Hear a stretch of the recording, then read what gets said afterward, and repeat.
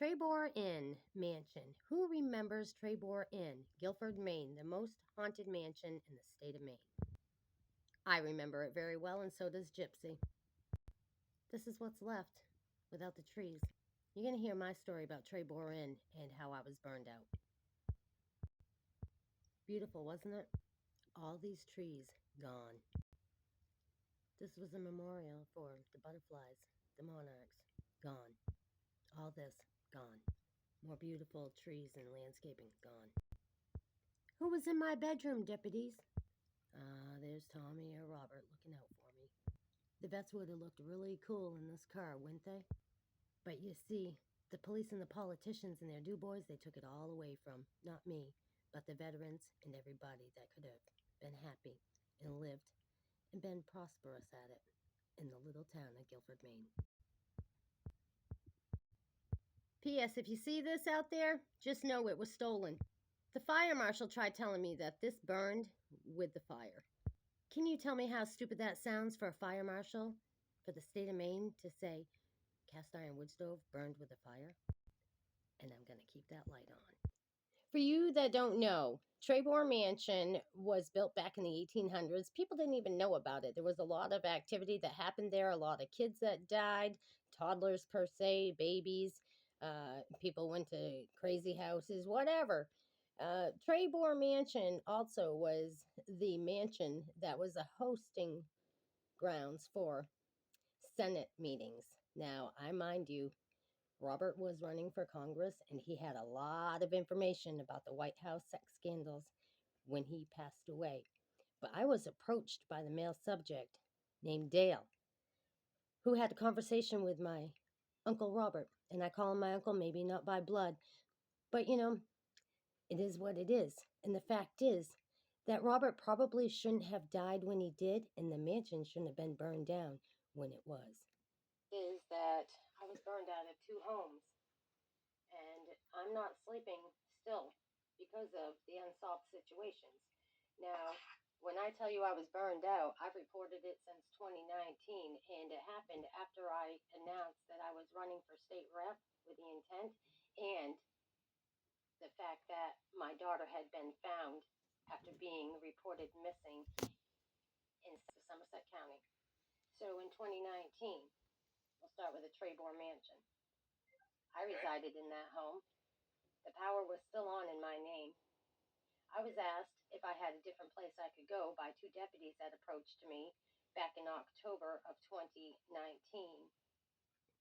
And I said, 2018, I apologize, 2018. And I said, yeah, I've got a place I can go, but why?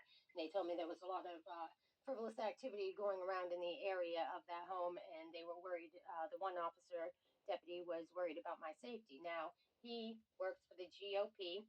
He had dirty, dusty blonde hair, average build, younger guy, and I've asked Bob Young ever since 2019 in notarized statements, who were the 2 deputies? One had dark hair, dark eyes, and he asked me, when he popped his head up beside the first deputy, he asked me as he stood on my porch, are those your clothes on the 2nd floor, first room on the right? Well, yeah, they were. It was my bedroom. But what are you doing looking into my bedroom is what I want to know. And this was in reference to an arson? Yep. So that was in October, and then in July of 2019, I got a ping on my phone when I was at office, and it was a picture that was sent to me of the mansion being on fire. Well, I rushed home as soon as I could get there on Sunday, and I had called Channel 5 News along the way and requested that they meet me there. It was a girl, I believe her name was Melissa, did 2 hours worth the questioning and the story with me. Ken Quarian was there, as well as a detective.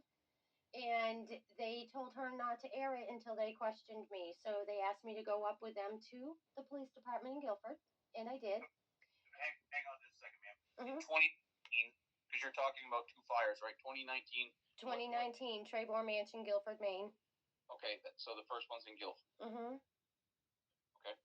So that was the same day it was still smoldering. They were already bulldozing it in, but claiming it was an arson. So when they interrogated me for 2 hours, Ken Quarian and the detective, I reminded Ken Quarian. I remember Ken Quarian when I was a teenager getting off the school bus, and he concluded the investigation right there. The detective gave me a ride back to the property and told me he knew I wasn't guilty, and he thanked me for everything that I do in the community and for the community. So that's very unsettling to me because I got questioned and interrogated on something that I would have never even dreamt of doing. I lost all my belongings, and my power was still on in my name. Yet they claim nobody lived in the home. I lived there. I was maintaining. I'd like to know what happened to all the belongings that I had in that home. And I want to know what right they have to interrogate me and make me look like a criminal and not apologize. So the second one we go on to. So that property in Guilford you owned? Had all rights to be there. Did you have insurance on it, ma'am? I had just announced them for $77,000 because Robert had died, and they were supposed to be negotiating a $234,000 debt that they claimed. We made that, and that on Monday morning I was going to get insurance. On Saturday, and I mentioned it to just a few people. And when I tell you that there's a guy named Building, Ma'am, do you know what the address is in Guilford? 11A Golda Court. So there was a guy named at Harmony Field, the Freedom Field they call it, at 45 Carson Hill Road. He showed me a message before Robert died asking him if he was going to see him that day. And then he told me, you think you're going to have the mansion? And he smiled. He walked off. He lifted up his sunglasses as he mean mugged me from across his shoulder and got in his truck and drove off. Next day, the same guy named, I was taking an old veteran out for a ride. They call him Dr. Mike. He's now deceased. He told me he had to stop to use the bathroom. I stopped in just an off local area, and this guy came out of nowhere, Dale. Probably another said, setup. What are you doing here, Kim? You want to get shot? And I just smiled. I was like, hey, Dale. He's like, you think I'm joking? That very next hour, within that hour of me leaving where I was, got Dr. Mike back home, Dale showed up at the field. My dog ended up poisoned. This is all verified because I had to rush her to the vet. Took me 5.5 hours to get her a 20-minute drive to save her life. That was on Thursday that he poisoned night. Early Sunday morning is when I found out that the mansion had been burned. It was still smoldering when they bulldozed it in. I've got the pictures. They interrogated me, never apologized to me. And I want to know, how does an unsolved arson case property get demolished and utilized by a second party without being a case being solved that was committed? And I'm getting blamed for it. I'm not happy. So again, Trebor Mansion, it wasn't taken from me. It was taken from the community and part of history. Anybody else have information led to the arson of this? Please contact me. Have a great day.